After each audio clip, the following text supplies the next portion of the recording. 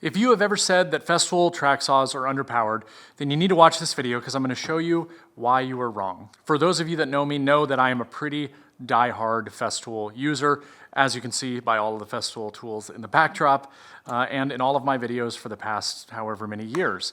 Now, I am somebody who has owned every single track saw that Festool makes with the exception of the HK line. That's a separate line of saws entirely, but at some point I would like to have them. But one of the most common things that I have seen on any video that I do where I'm talking specifically about a track saw is they are too underpowered. Or because I'm so involved with Festool and this tool line, I do get a lot of direct messages. I get a lot of comments here on YouTube, people asking me why it is so underpowered. And the reason for it, and I know a lot of people are not going to want to hear this, is because you're not using it right. To be fair, when I first got a TS55 REQ, which was their previous model before the TS55F, this here is the TSC55. This is my favorite track saw that Festool makes. It is the cordless offering. But when I first got mine, I did what most people do, and I never changed the blade. I used it with the standard blade that comes with it, which is a fine tooth, high tooth count, fine cross-cutting blade. Now, what is this meant for? This is specifically meant for materials such as 3/4 inch plywood and below. This is going to be the saw that you want to use for that. Is that saying that you can't use it on thicker materials like cross-cutting maybe 1-inch thick oak? You can, just understand that the saw is going to react the way in which you are using it. And that is the biggest misconception among track saws. What I have here in front of me is a roughly 1.15" it's almost 2 inches, thick Babinga. It is the hardest wood that I have ever had in my shop, and it's the hardest wood that I have in the shop right now. So I'm going to do a demonstration where I make full depth cuts utilizing both of these blades, and right there you're going to be able to see the obvious difference between the two. What people fail to realize is that Festool does make other blades for their track saws just like every other company. You wouldn't put a crosscut blade with 80, 90, 100 teeth in your table saw and then rip an 8-foot long piece of, let's say, hard maple on your table saw. You might, and it might do an okay job, but it is certainly not going to be as effective as putting a lower tooth count rip blade inside of your saw and making that cut. Why is that important? It's because those blades are designed for that application, and you have to use the right application with the tool in order to get the best performance. So when people are ripping an 8-foot long hardwood, maybe it's 1 inch thick, 2 inches thick, whatever, because a track saw is actually a very, very good, useful tool to joint a long board instead of taking it to the jointer. If you do that task with this blade, it's going to be slow. It's going to bog down your machine because it's not designed for that. What you need to be using is this. This is the rip cut blade. Festool refers to it specifically as the panther blade by looking at the little panther actually on the blade. This is the ripping blade. This is the blade that you want to use when you are ripping materials, specifically hardwoods.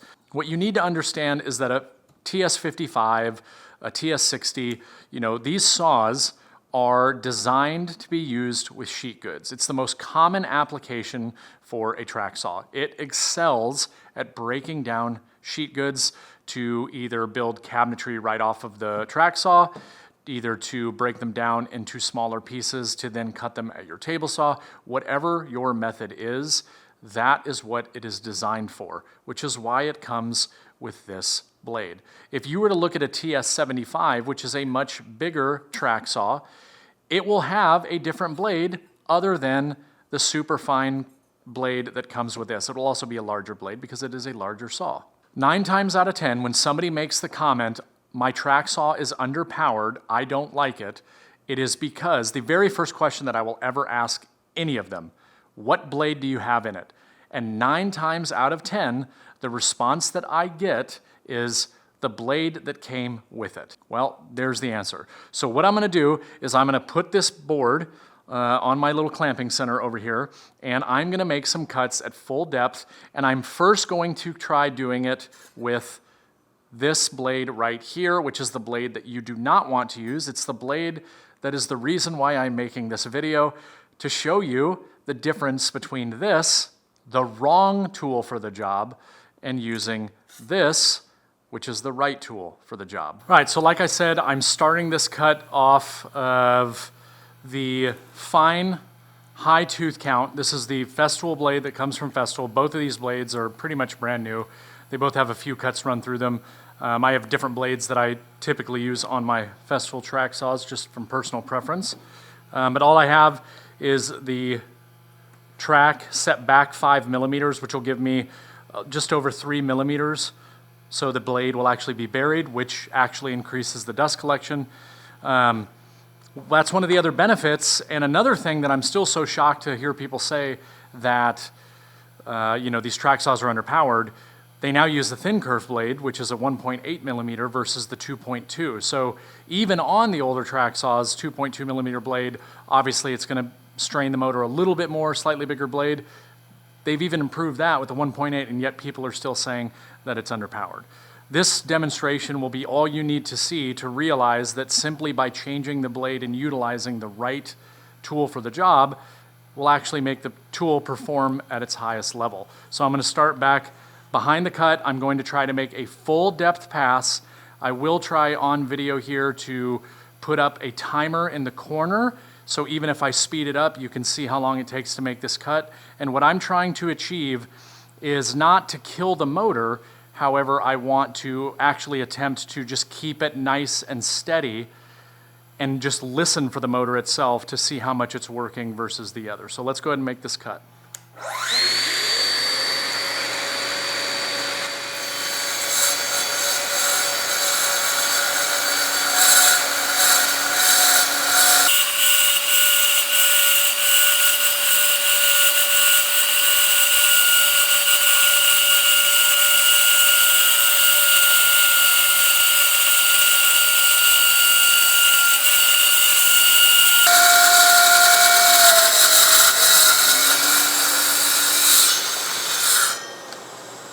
So as you can see, we got a good quality clean cut, but it struggles with this super thick wood. You saw just how slow of a cut that was without it drastically reducing the power of the saw. So there's this fine balance that you have to hit between the two, and that's with any tool. It's not just a Festool track saw. You don't want to bog down the machine because you're moving too fast, right? So what I was telling you before is that you can utilize the right blade, but you have to adjust what you're doing in order to accommodate what is essentially the wrong tool for the job. So you saw how slow I was going. You could hear how it's not drastically changing the pitch of the motor until it got to the end. As it started to get to the end, that piece wants to fall down. So it starts to, pinch the blade just a little bit, and I maybe just push it a little bit too fast. So now let's change the blade, and you'll see what a significant difference it is between the two, because now I'm going to use the right tool for the job. All right, I have now changed the blade. This is the ripping blade, again referred to as the Panther blade, at least from Festool specifically.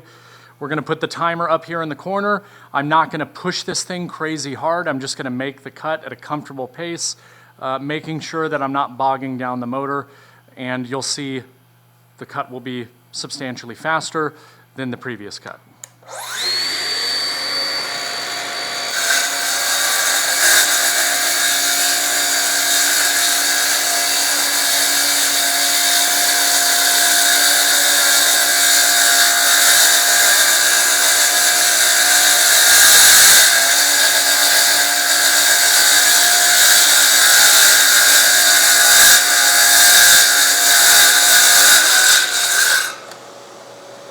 So here's something that's actually pretty fascinating, is that if you actually take the cut quality of the fine cut versus the rip cut, the differences are very minimal. Is the fine cut a cleaner cut? Of course it is. It has more teeth. It's designed to give a cleaner cut. However, this is not the application that you would be utilizing the track saw in most cases. If you were doing a finish cut and you wanted to get the cleanest cut possible to where you wouldn't have to go back over it with anything else, which I find hard to believe that you wouldn't in the first place, then you could cut just about to where you need it, then change the blade and do your final pass. But that's silly, because more than likely you're either going to use a hand plane or you're going to sand it and get rid of any marks. But right here, the cut quality between the two is pretty much the same. One was just much faster. Now, what we can do now is actually put the side-by-side with the counter, so while I'm talking, you can again watch and see the difference between the speed on the two different cuts. I can't reiterate enough. Every single tool has limitations, and every single tool is designed to be used in a certain way. The track saw is no different from your table saw, it's no different from your miter saw, it's no different from any other tool that has a blade and is cutting something. There are different blades that do a better job. There are blades that are kind of in the middle that do a pretty good job on everything. But if you want the absolute best quality that you can get, or the fastest or the most efficient, then you have to use the right tool for the job. And I would say if you want to try this for yourself at home and you're somebody who has felt that their track saw is underpowered, regardless if you use a Festool track saw, if you use a Milwaukee, if you use a Makita, it does not matter. If you've ever felt like it is underpowered, take a look at which blade you have. Take a look at the material that you're cutting and go invest a little bit of money and try a different blade. Because if you have the right tool for the job, it's going to make the job easier, more enjoyable, and you're going to get better results. Now, if you want to try this for yourself in your shop, get two different blades that have two different purposes, make the cuts on whatever it is that you typically operate on, and you'll get to see for yourself. And I do want to point out, if you're not cutting a bunch of hardwood and you are only cutting plywood, then this blade is going to be fine for just about everything that you do, whether it's ripping, cross-cutting. That's what this blade is designed for. If that is you, then I doubt you're somebody that said that your track saw is underpowered. Now, if you're somebody that does use a track saw to rip thicker hardwood materials, and you have said that your track saw is underpowered, then you're probably not using the right blade. So I would encourage you to go get one of these blades, get a similar ripping blade that is compatible with whatever saw you have, try it out on whatever material you're using, and I think you will see a significant difference. Thanks.